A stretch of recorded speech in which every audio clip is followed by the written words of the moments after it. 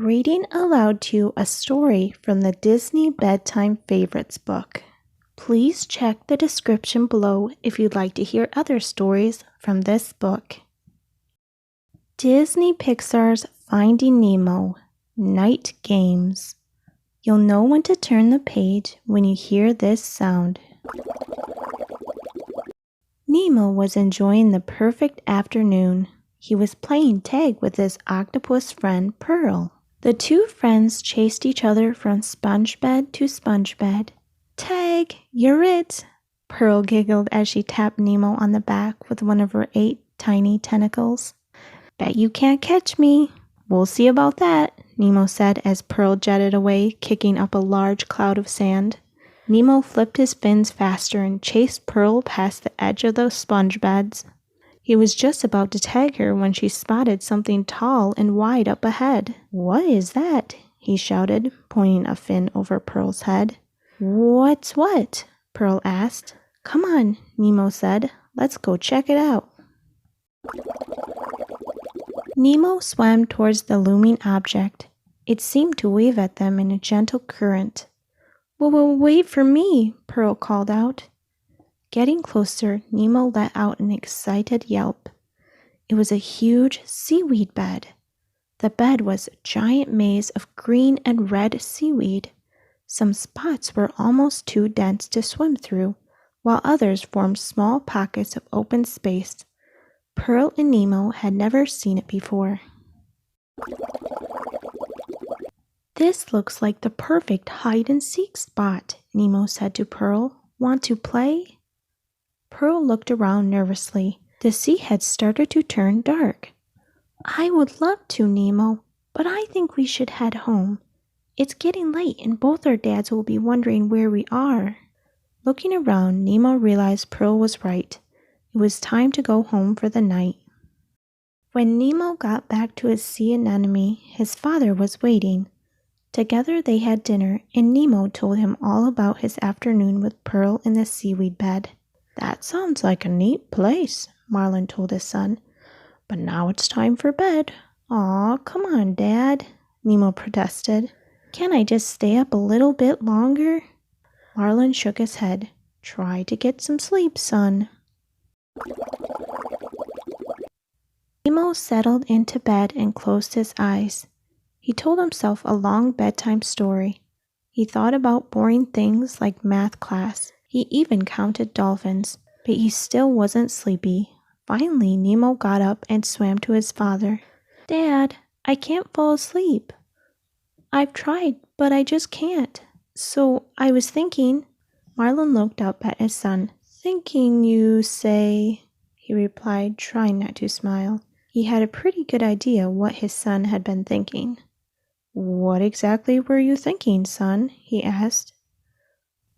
"I think I should go to the seaweed bed now. That way I know it's safe and I can go there tomorrow and play with my friends. I promise when we get back, I'll go right to bed. Please," Nemo begged. Marlin looked at his son's hopeful face. Seeing the seaweed bed for himself did seem like a good idea. "All right," he said finally. "Let's go take a look at this new find of yours." "Yes!" Nemo shouted, flipping over in excitement. "Let's go!"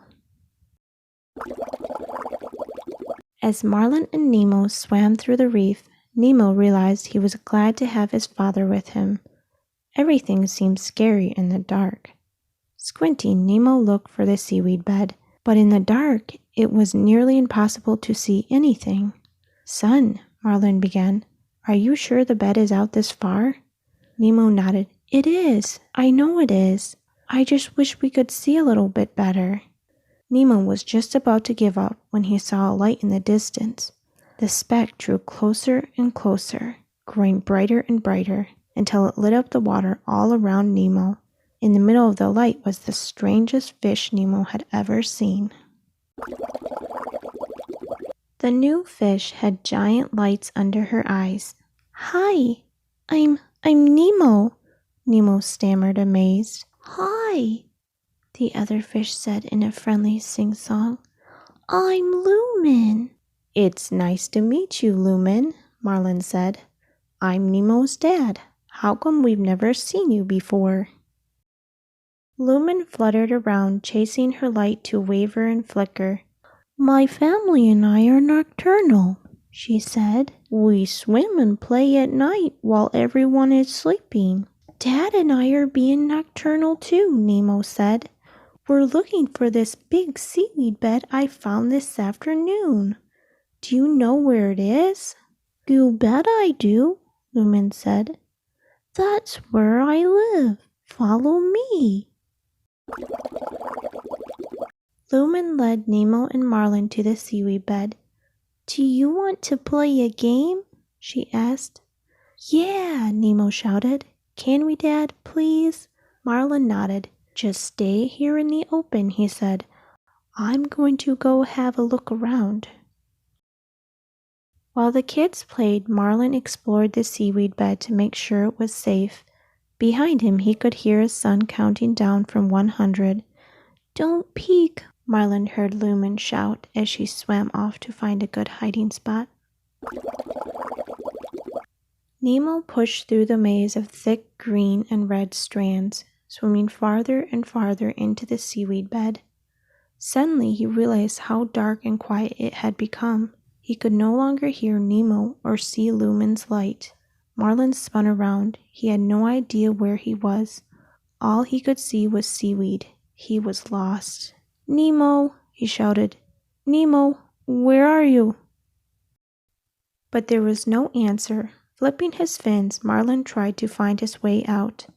Just then, he was beginning to think he would be stuck in the seaweed bed forever. Marlin spotted a faint light in the distance.